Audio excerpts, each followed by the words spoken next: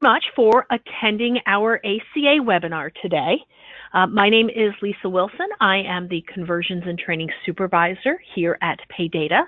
And what we're going to be talking about is our 2017 ACA reporting. Now, there's a few things that you need to be aware of before we start. One, the purpose of this webinar is to review the fields and evolution that need to be reviewed and or updated. Now, the great thing, and you're going to see that in a little bit, is that nothing has changed from last year. So when we talk about the data fields and information that is going to be needing to be updated, the great thing is that this should be a review of what you have already been doing. If anyone is new and has not been able to update things in the past, we will go through some of the things that you need to be aware of. The other piece is that we're not really going to talk about general information about ACA. We're going to go through the data fields that need to be updated, how to update those, and then how to validate the information that you've put in. If you're not quite sure what ACA is or how you know if you need to report, all of that information has been made available through our resource center. And I encourage you to go out and take a look at those resources. So out on our website, which is just our paydata.com, there's a little section that says Resource Center. And when you look in the list of that Resource Center, there is something that just says ACA reporting. We've got a ton of resources out there. We are going to be recording this session, and we're going to put a recorded version of this out there as well. So you are welcome to come through at any point and re-listen to the webinar, watch the information. We also have information in that resource center, what we refer to as our ACA manual. It's going to talk about a lot of the different data fields. We also have our 2016 recorded webinars. Now, those 2016 recorded webinars go into a great amount of detail about what ACA is, who has to report, how do you count the number of employees that you have, what is the specifics with federal poverty levels and things like that. It's going to go into a lot of detail about that. So I do encourage you to use the resources that we have out there available to you. The last thing that I want you to understand is that we are definitely, PayData is here to assist you and help you with any questions you might have, kind of working through the process.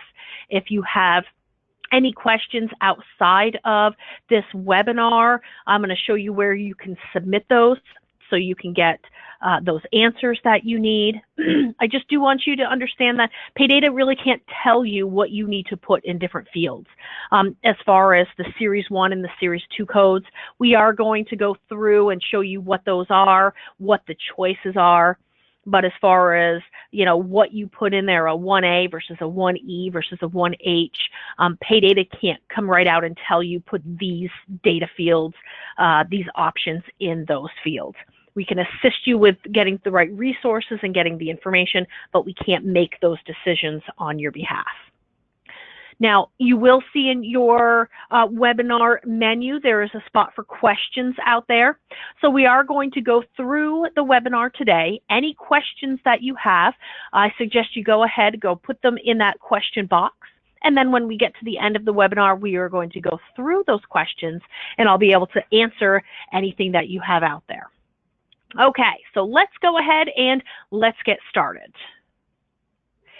So the first thing that we're going to talk about is our agenda. As you can see here, we're going to talk about what has changed, who has to report, different due dates that you need to be aware of, common acronyms, certification methods, those Series 1 and Series 2 codes, as well as how to update employee data fields, and then how to verify the information you put into the system using our different reporting. So the first thing we're going to talk about is what has changed since last year. The great answer to that is nothing. Nothing has changed since last year. All the steps that you were doing in the system last year, you are going to do this year. I know there's different things in the news about things are being repealed, they're changing. Understand that when we say nothing has changed, it's the reporting that you need to do. You still need to do the same 1095-C reporting you did last year. You still need to use the same series codes that were available last year.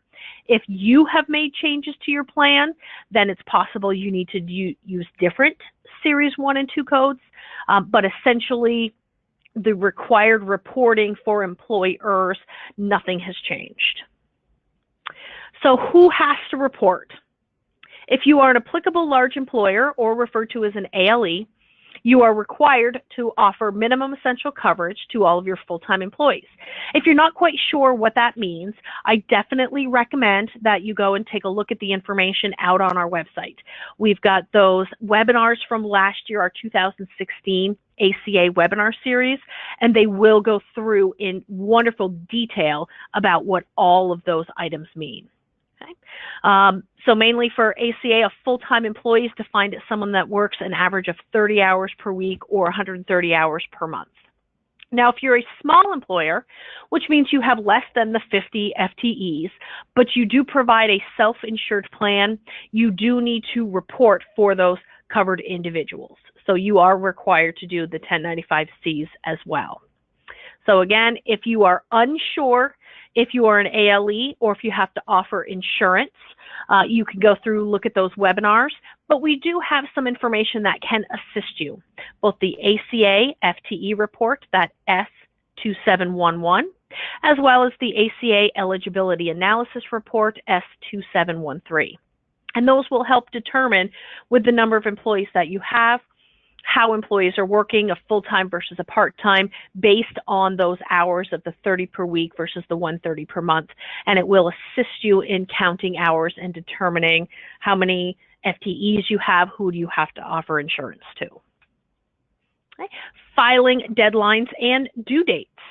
So 1095-Cs need to get to your employees by January 31st. It's the same deadline that the W-2s have. Filing those with the IRS has to happen either by February 28th or by March 31st, depending on how that filing is done, on paper or electronic. Now, the great thing is that if you've signed up for the ACA reporting service, and I believe everybody attending this webinar has signed up for that, we will be doing those 1095-Cs for you. So we're going to go ahead and take care of that. If you utilize our tax filing service, we're also going to take care of all of those IRS deadlines, the February 28th versus the March 31st. So we will definitely take care of that for you. If you aren't sure what you have for services, definitely contact someone in our finance department. Contact information is there. Mainly use our main PayData number with that extension of 123, and then you can ask if you are on those services. Now, because we have these deadlines, and January 31st is definitely a very tight deadline, there's a couple of things, extra dates that we want you to be aware of. Mainly, if you review in your year-end survival guide, which are starting to get shipped out this week, by the way, you can also view that online. The deadline for putting information into the system for ACA is going to be December 22nd. So by December 22nd, we need you to go through and have the data fields in Evolution updated. If for some reason you feel like you might not be able to get the information done by that date, you need to request to have your year-end put on hold. And you can do that through the client portal. We're going to be talking about that client portal in a little bit, what that means and how to submit things through the client portal. But what will happen is that if you put your year-end on hold, it essentially gives you until January 5th to do any changes that you might need to do. Now, putting your year-end on hold is more than just your 1095-Cs. It means we won't do any year-end anything for you until that date. We're not going to start looking at W-2s. We're not going to start processing quarterlies. All of those items will be put on hold. The 5th is the very last day that you have to put information into the system. After that, your account will automatically be released and we will start moving forward with that processing. Now, we do need you to understand how important those dates are because we are working on that January 31st deadline, and that means that we need to get everything out to you so that you can get that to your employees by the 31st. So it doesn't mean that you have it in hand by the 31st. So just please understand how tight those deadlines are. So in going through and making changes, it's really important that we stick to those deadlines. All right, let's go look at a couple of the common acronyms. A few things out here that you just need to be aware of, because as we go through the system, you're going to see these. It's going to be ACA, stands for Your Affordable Care Act. ALE, applicable large employer. FPL is your federal poverty level. When we start looking at things in the Series 1 codes, the difference between, for example, a 1A or a 1E, it's going to be based on how affordable things are. And again, if you have questions on that, I recommend you go back to the 2016 webinar series. It will go through all of those details for you. The FTE, full-time equivalent. MEC is your minimum essential coverage versus your MV, which is your minimum value coverage. Okay, so those are just a couple of things that you want to make sure that you are aware of.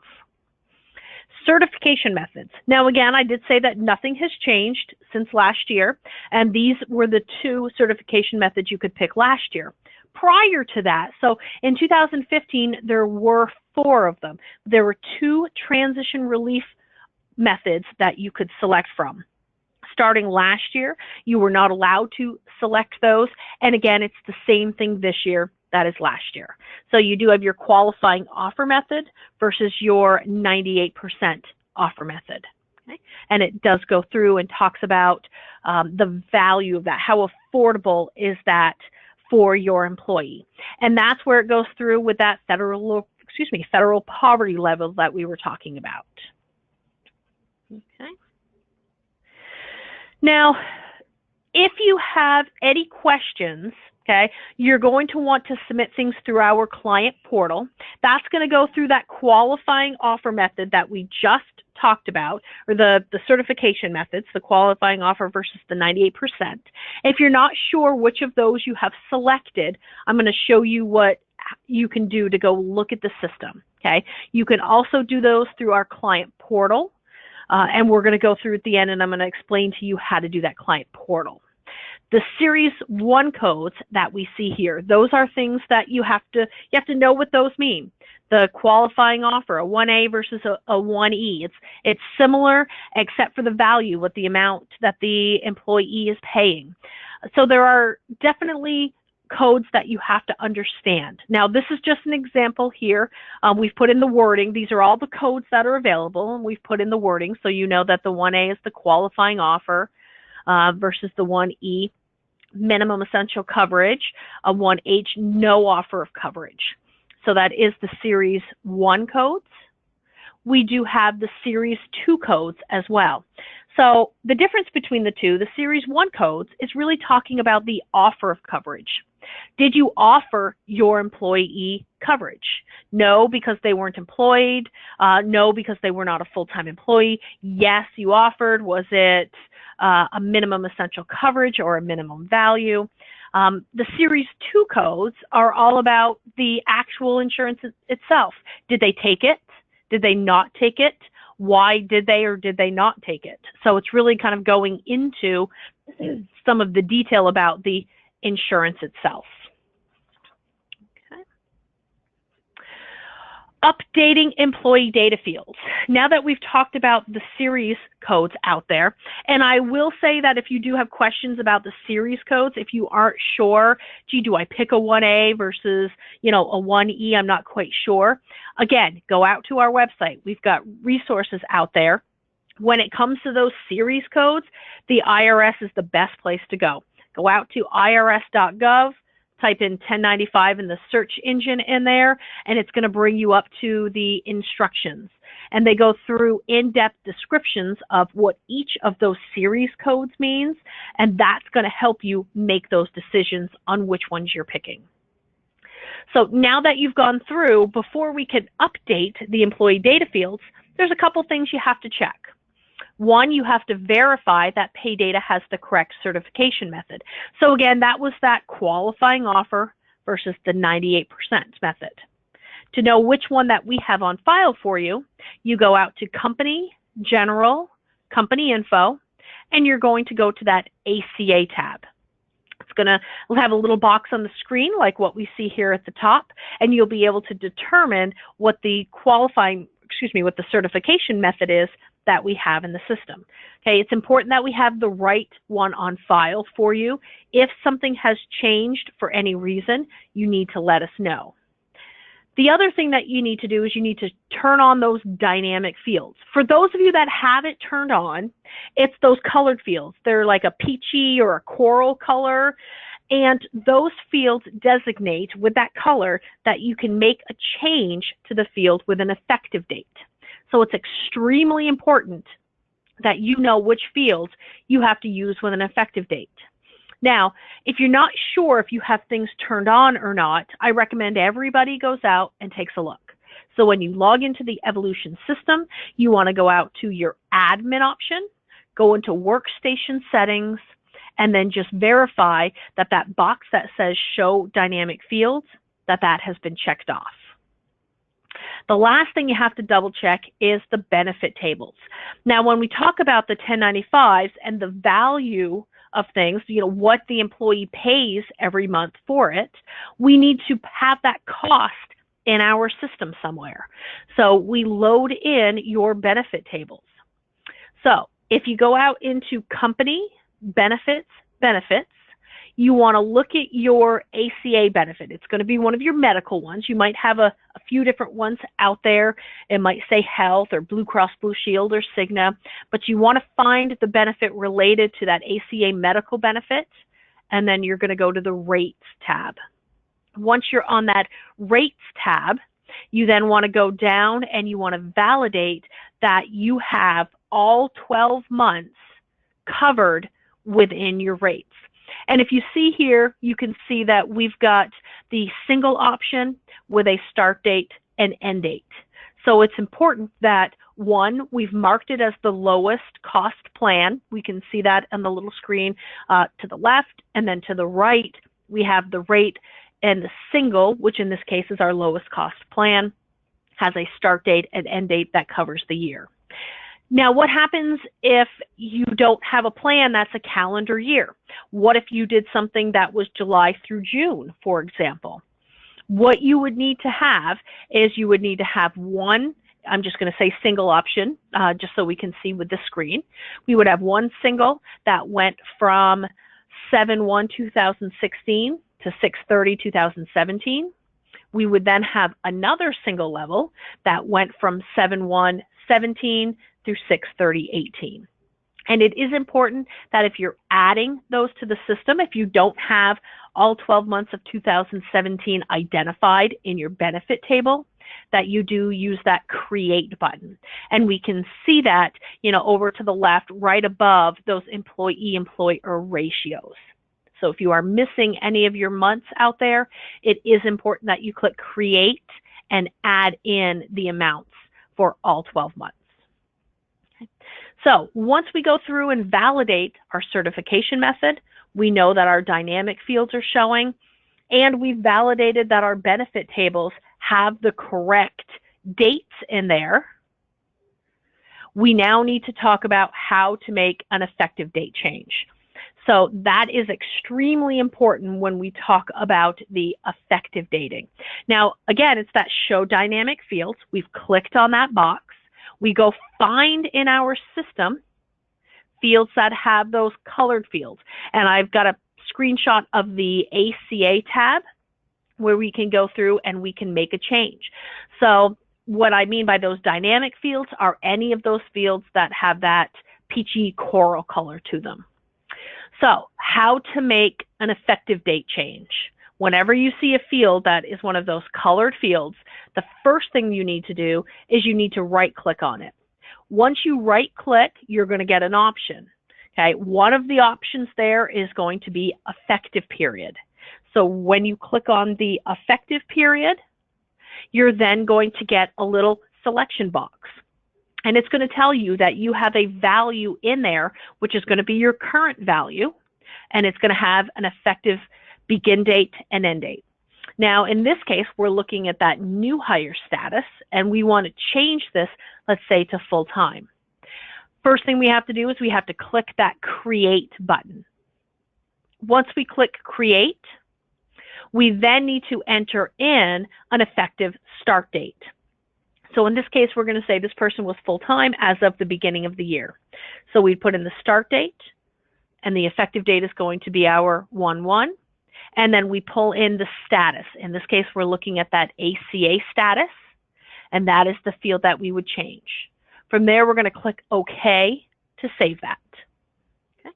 So again, how to make an effective date. And it's not going to matter which effective date field you do this on, whether it's the ACA status or it's where we pull in our Series 1 and Series 2 codes.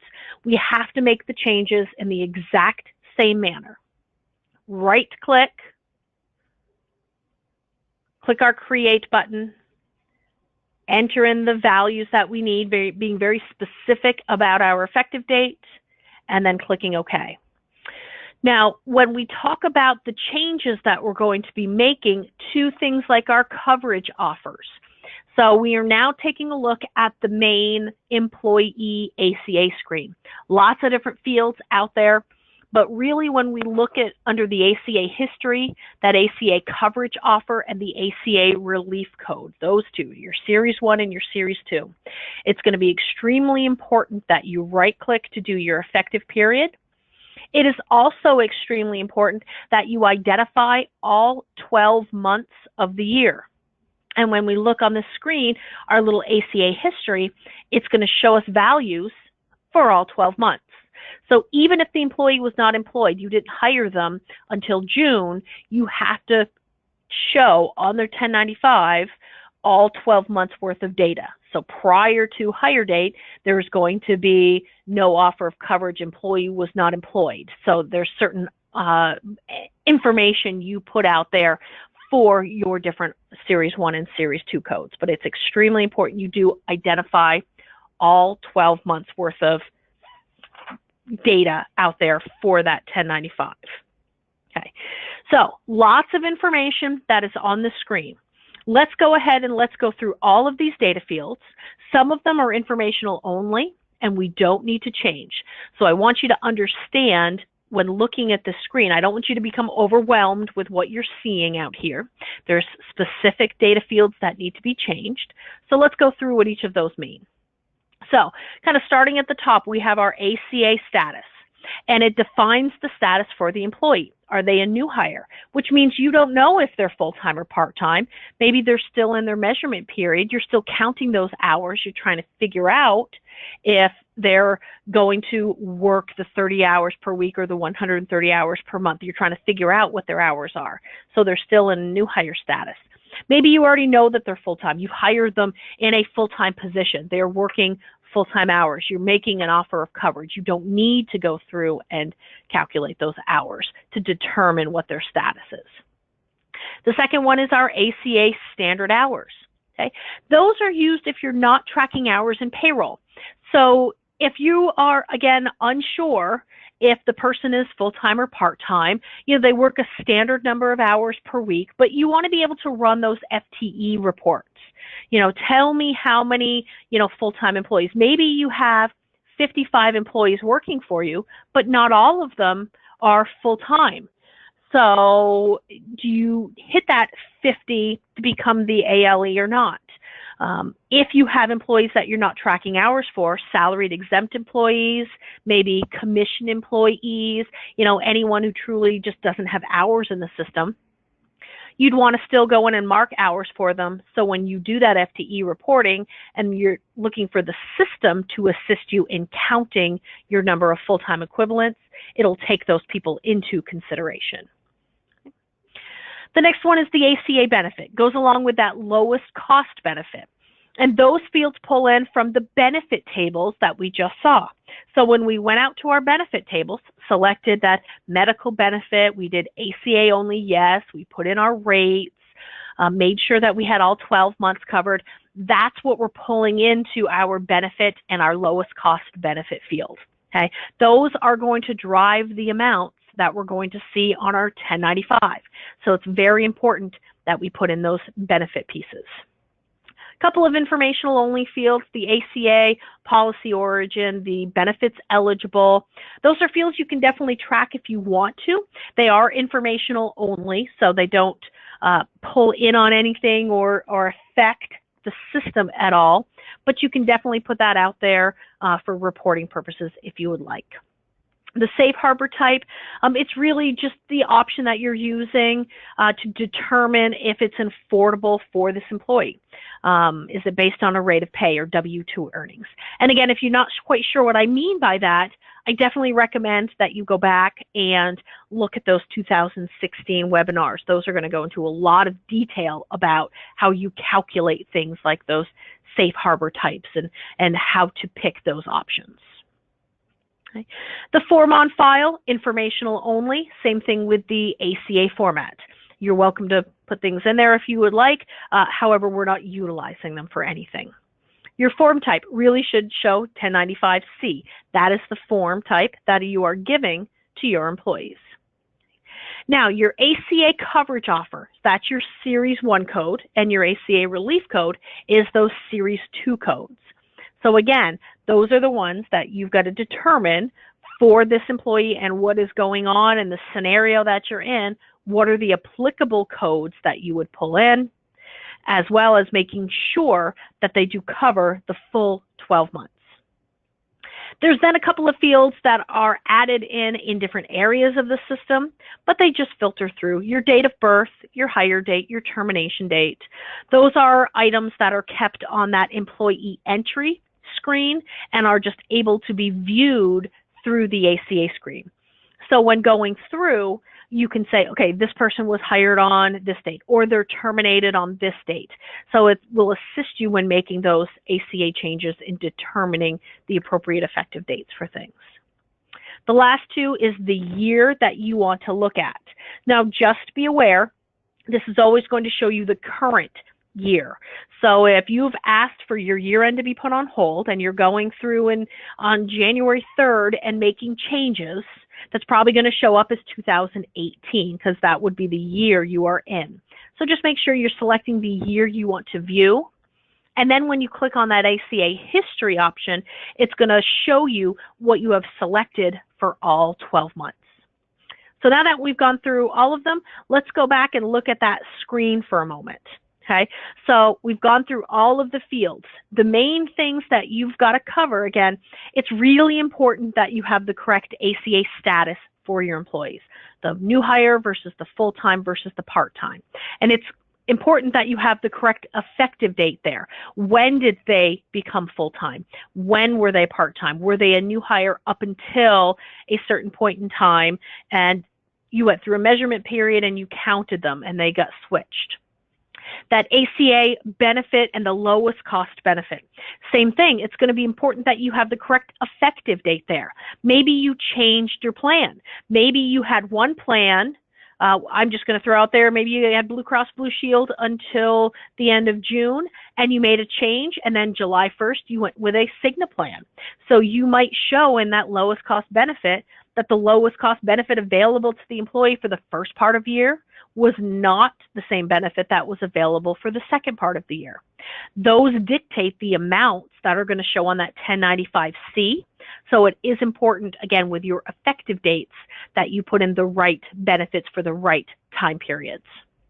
Okay, and then if we go over to the coverage offers, it is, again, important that you put in the effective dates.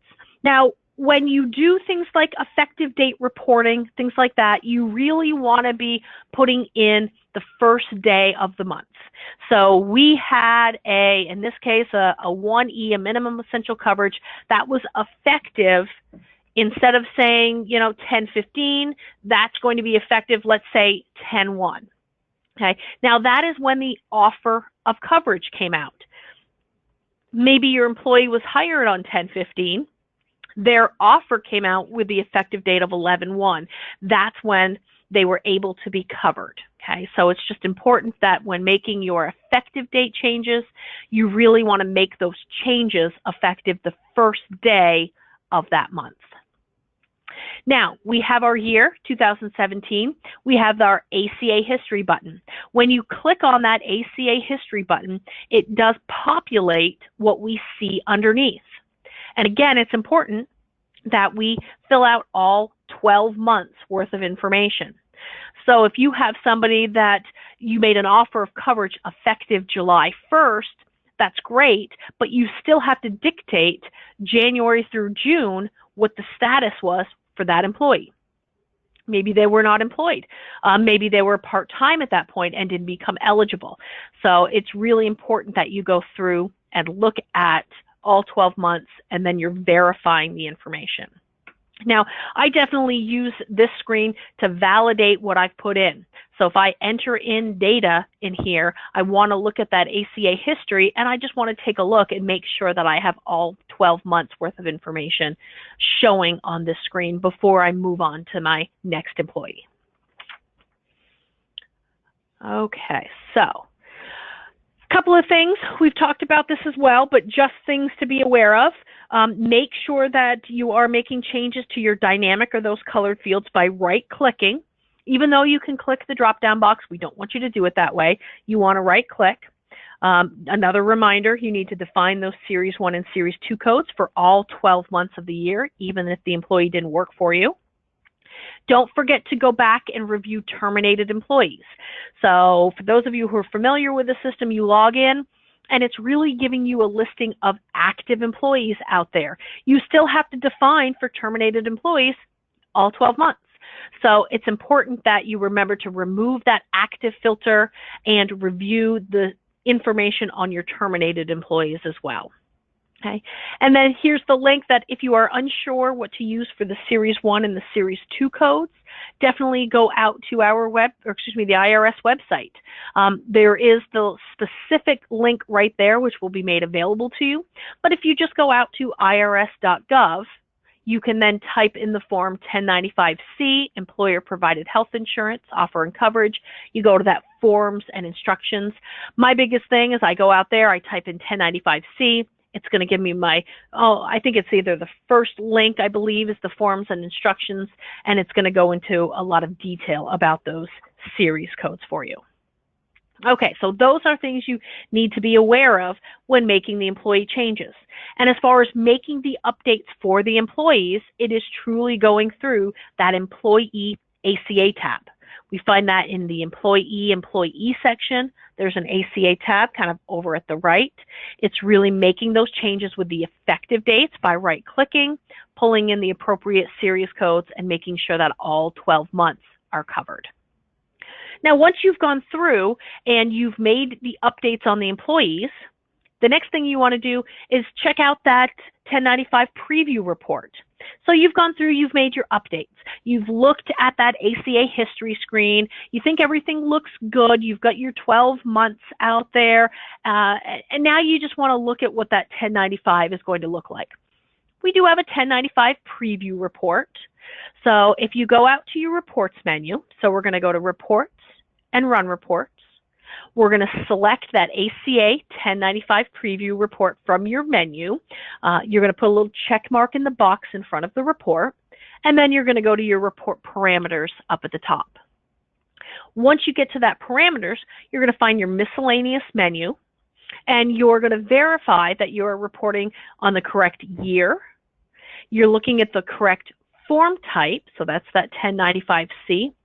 And then you want to decide how you want this report to sort, either by employee code or by last name, depending on what is the easiest way for you to review that information.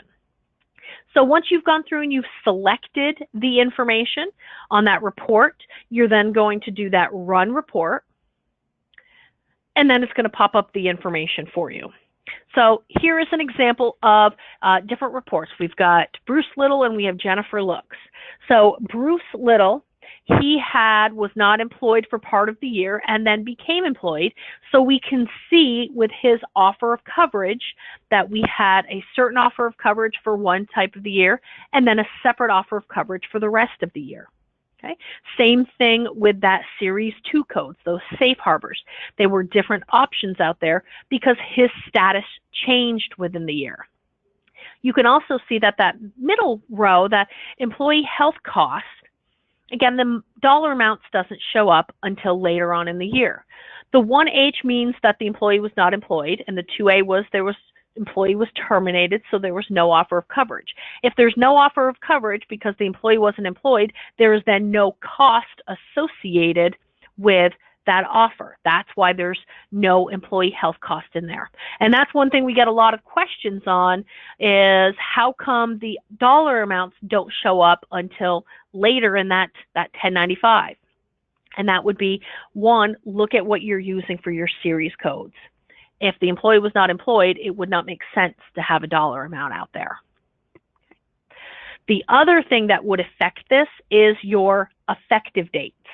So if the employee had coverage for the full year, but the dollar amounts are not showing up until later in the year, you need to look at your effective dates. When you pulled in that benefit, that it didn't do it effective the right date. Either it was effective 1/1, or you pulled in, you changed the Series 1 codes with a July date, but the benefit you pulled in, if you didn't right-click and go to the effective date and you pulled that in as of today, 11/7, it would only show that dollar amount out there for that time period. So the effective dates that we've been talking about are extremely important. Now, the person underneath, Jennifer Looks, hers looks a bit different, and we don't have anything in each of the 12 months because we have the first column populated that says all months.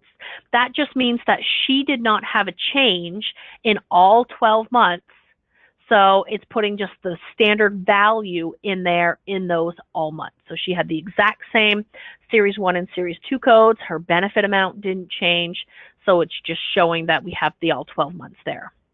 So when looking at this report, there are a few things that you need to know. That you're double checking all 12 months have a value for both the offer of coverage and the safe harbor, your Series 1 and your Series 2 codes. Okay, we don't want to see any blanks out there. Make sure that your data is correct. Okay, if Jennifer Looks did not have an offer of coverage all 12 months, then what I'm seeing is not correct.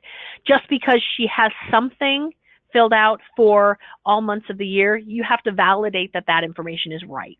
Okay, and then what I talked about before, if you're using certain methods, either the qualifying offer method as your certification method, which would be like the Series 1 code 1A, there are times where those dollar amounts won't show up. So if you are using your qualified offer method, it means that you are stating that the amount that the employee is paying is less than 9.5% of the single federal poverty level. So the system is not going to put in a dollar amount there because you have told it that this is affordable insurance to this employee, and it doesn't need to validate that number in the system. Okay. So that's the report that we have. We've talked about going through all of the employee fields. You want to double check those company fields. So where would you go for additional assistance? One is IRS.gov. That's a great place to go in and look at information. They have a lot of data out there on the 1095s, on those series codes, on what those amounts are. Definitely go out and look up that information. Also, double check our ACA resources as well. Again, from our website, paydata.com, go to Resource Center, and then go down to our ACA Affordable Care Act resources. That's where we're going to be able to put information that we want you to know about.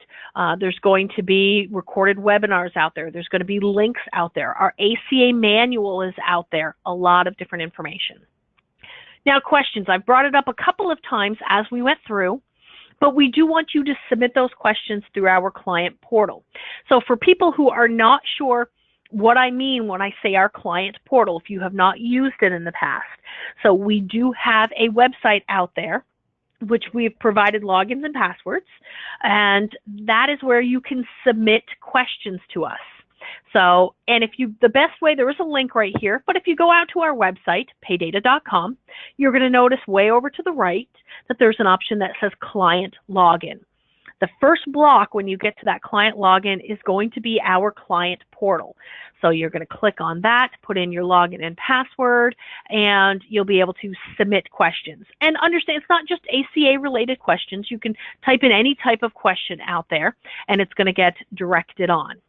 Now, if you don't have the login and the password, so we set everybody up with a login and password, but if you're newer to your organization, you might not be aware of what it is.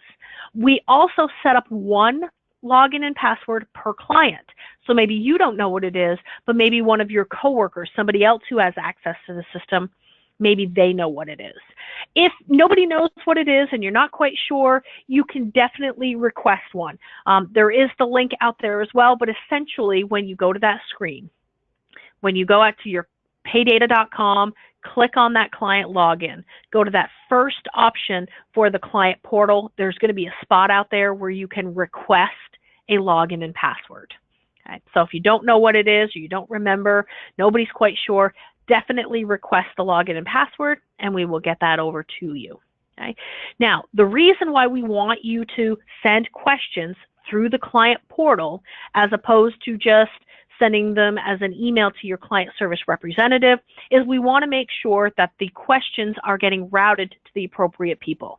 So when they go through the client portal, we can manage those questions. We can ensure that they are getting to the right people to answer the questions in an appropriate amount of time. If something is going into your client service representative, they might not be the best person to answer the question at that point. So truly, we want you going out and utilizing that client portal support center. All right, so that's everything that I have for you today. So thank you very much for attending this session. A recorded copy of this webinar will be made available out into the Resource Center. We'll let you know when that is available. The other thing that you'd want to check out is we do have a YouTube channel out there. If you go out to our paydata.com and you go to video trainings, that's going to give you a link out to our recorded trainings. You can find your 2016 ACA webinars out there. This will actually be put out there as well at some point. We also have multiple trainings. How do I do things within the system? It's not just related to ACA. It's just a great resource. So now I'm going to look through and see if anybody has any questions out there for me. It doesn't look like I've got any questions out there at this point. If anybody has any questions they would like to ask, you're more than welcome to put those in there, and I will go ahead and answer that. Otherwise, if we don't have any questions, then I think that we are all set. Yep, it doesn't look like anything else has popped up, so I don't have any questions from anyone. So again, use the resources we have available. Update the system like you've been doing. If you are new to the process and you're unsure, submit those questions through the portal. All right, well, thank you very much for attending this session today, and everybody have a wonderful afternoon.